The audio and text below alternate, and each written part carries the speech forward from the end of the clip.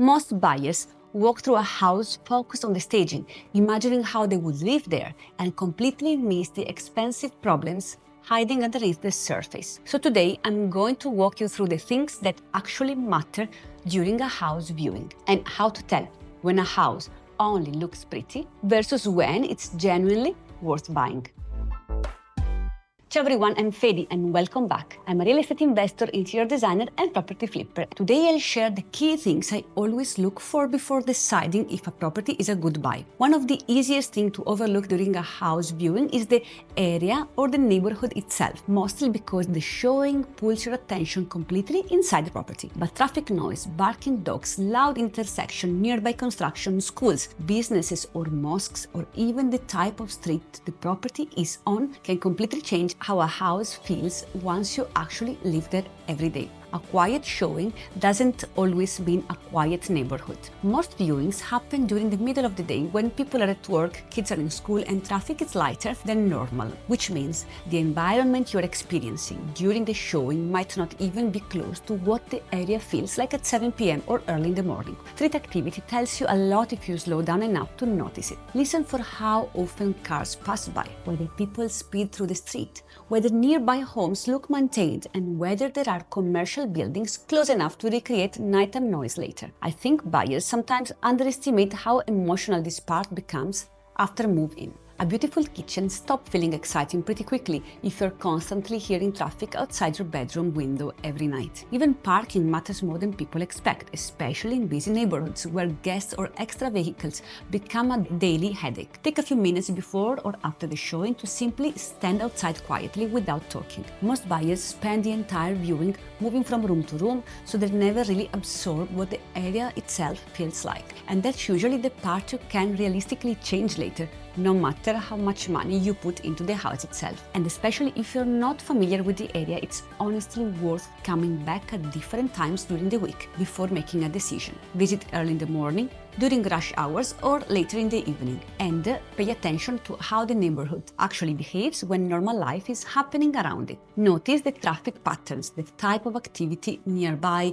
whether the area feels safe and calm, and if there are gathering spots close enough to create noise or a congestion regularly. A neighborhood can feel completely different depending on the time of the day, and those patterns become part of your daily life once you move in. You can repaint walls, replace flooring, and renovate almost everything inside the property, but the environment around the house is the one thing you're committing to immediately the second you buy it. If the street already feels stressful, chaotic, or uncomfortable during a short showing, there's a good chance those feelings become even stronger once it turns into your everyday routine.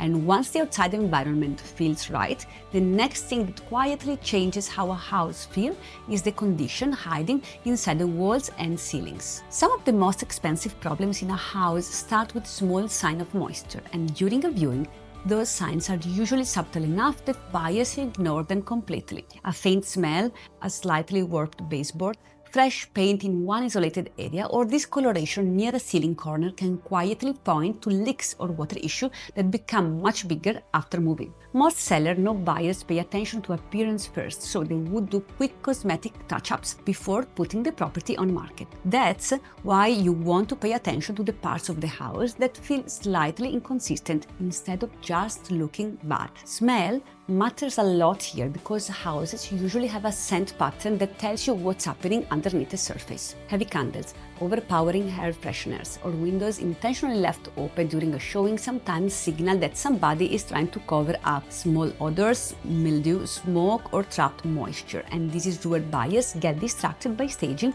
more than anywhere else. A beautifully furnished room can still have hidden water damage behind the wall right beside it. Look carefully around ceilings, under sinks, near tubs, around windows, and along flooring edges, where swelling or discoloration tends to appear first. Even small bubbling in paint can mean moisture has been sitting there longer than you think. Bathrooms deserve extra attention too, because poor ventilation traps humidity consistently over time. Look for mold spots near corners and joints, and notice whether the room feels damp even during a short walkthrough. Those are the kinds of details people usually convince themselves to ignore, because the house overall still feels attractive emotionally. A good viewing is not about trying to scare yourself out of buying the house. It's about separating temporary staging from the actual condition of the property underneath it. If something smells off, looks freshly patched, or feels inconsistent with the rest of the room, it's usually worth slowing down and asking more questions before getting emotionally attached. And trust me,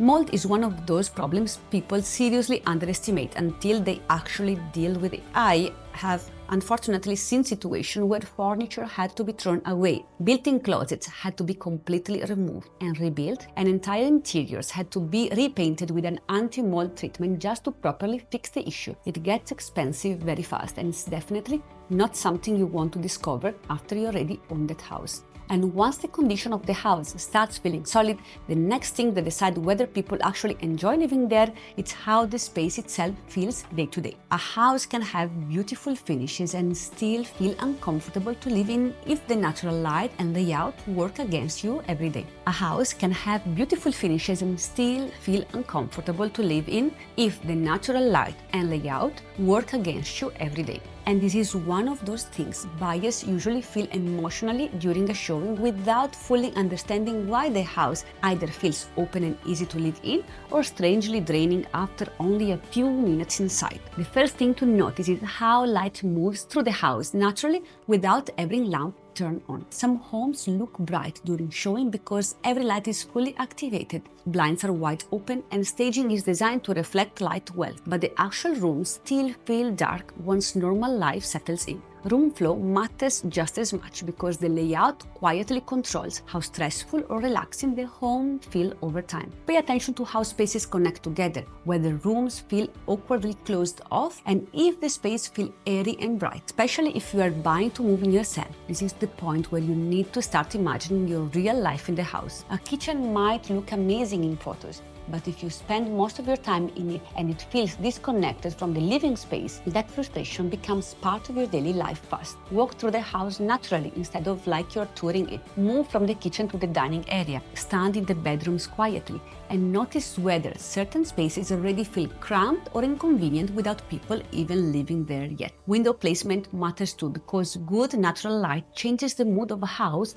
more than most cosmetic upgrades ever will. And even if you're buying the property as an investment or a flip, this part still matters just as much. You need to imagine how the future buyer or tenant will actually experience the house during everyday life, because that emotional feeling is still what ultimately drives the decisions. And when it comes to renovation, it's important to remember that not everything can realistically be changed. Natural light is often limited by the structure itself, and some walls might be load-bearing or far more expensive to open up than people expect. So even if you plan to renovate heavily, the house still needs to feel fundamentally good, in principle, before the cosmetic upgrades ever happen. And if you're flipping a property, I put together a resource that can help you approach the process in a smarter, more strategic way. So check the link below.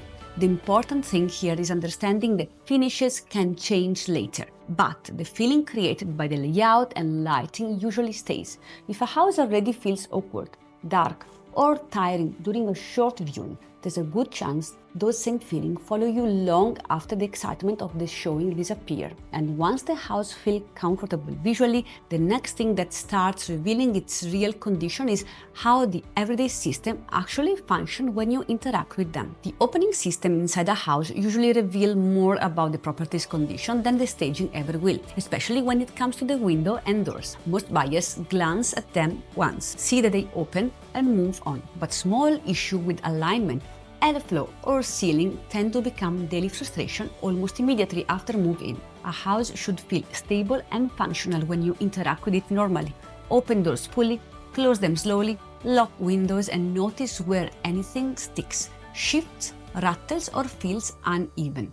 Airflow tells you a lot too, especially when checking the HVAC system or the AC system. Some rooms naturally hold temperature differently, but if certain areas already feel noticeably warmer, colder, stuffy, or harder to ventilate during a short viewing, that can point towards insulation or airflow problems later. Most people overlook this section because it feels less exciting than the kitchen and bathrooms, even though these are systems you interact with every single day. Listen for loud HVAC noise, quick airflow from vents or windows that let outside sound leak in too easily.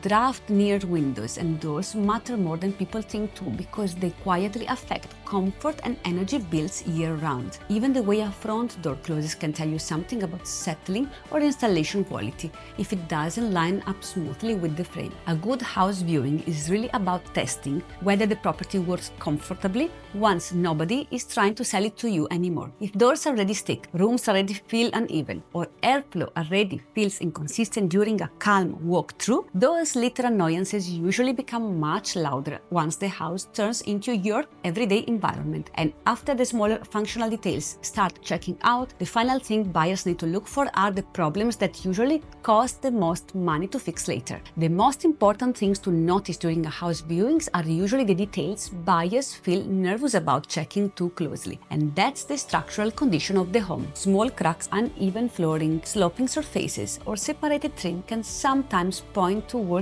bigger foundational settling issues hiding underneath an otherwise beautiful looking property. Not every crack means something serious, and that's what makes this part tricky for buyers. Houses naturally settle over time, especially older homes, so tiny hairline cracks around drywalls can be completely normal. But the problem is when multiple warning signs start appearing together. Floors are usually one of the easiest ways to notice this naturally without acting like an inspector during the showing. Walk slowly through the house and pay attention to whether the flooring feels level underneath your feet or whether certain spots feel slightly sloped or uneven. Doors that swing open on their own, cracks near door frames, gaps around windows, or visible separation where walls meet ceilings can all suggest movement happening somewhere underneath the surface. And this is where emotion causes buyers to ignore things they normally wouldn't. Once somebody already loves the kitchen, the backyard, or the overall look of the house, their brains start minimizing the warning sign because they want the home to work out. That's why slowing yourself down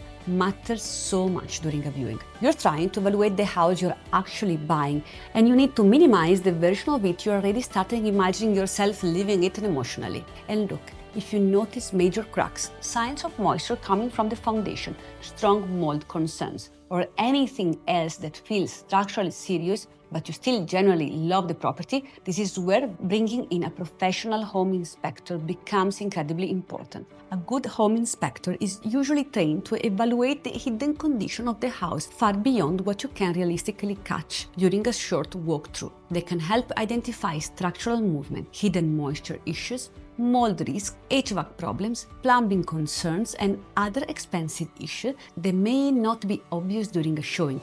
Honestly, paying for an inspection up front is almost always worth it if it helps you avoid buying a house that later turns into a massive financial drain. A house viewing is really about learning how to separate appearance from condition before excitement takes over the decision completely. The best buyers are not the ones trying to find perfection in every property. They are the ones who know how to notice which problems are cosmetic, which ones affect daily life, and which one quietly turn into expensive repairs later.